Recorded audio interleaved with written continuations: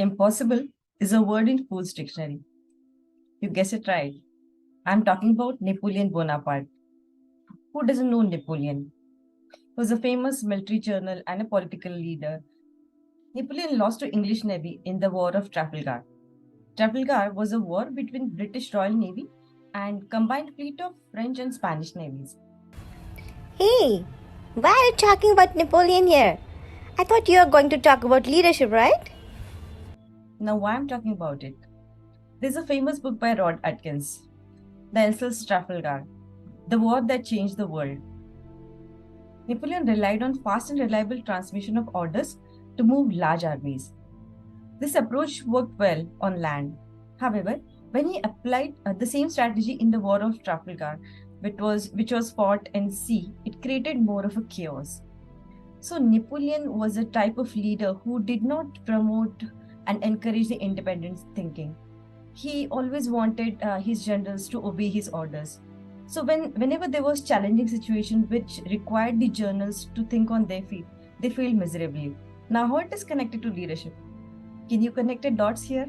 There's a deep lesson in delegation, empowerment, and building trust here.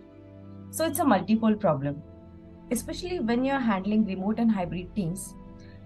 If your communication is not fast, reliable, and efficient, it creates more of a chaos in your team and ultimately it affects the output. So, what can we do about it? Here are some of the strategies that I could think about. Have you observed the birds?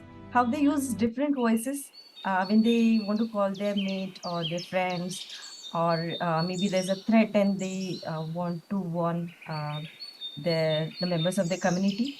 Just like birds, we have to be smart to choose proper channel of communication for an appropriate purpose.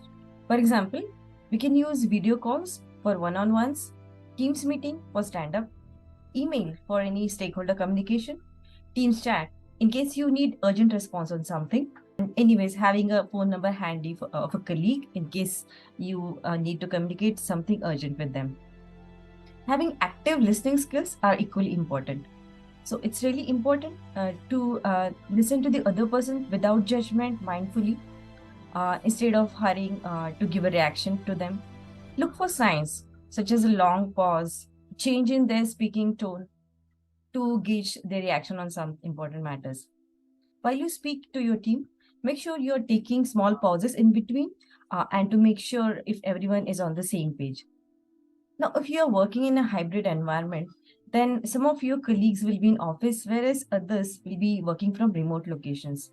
Sometimes it's really natural to just gather those who are in office for any important discussions, and the other colleagues might feel left out. So make sure you are having them participate in those discussions via online means.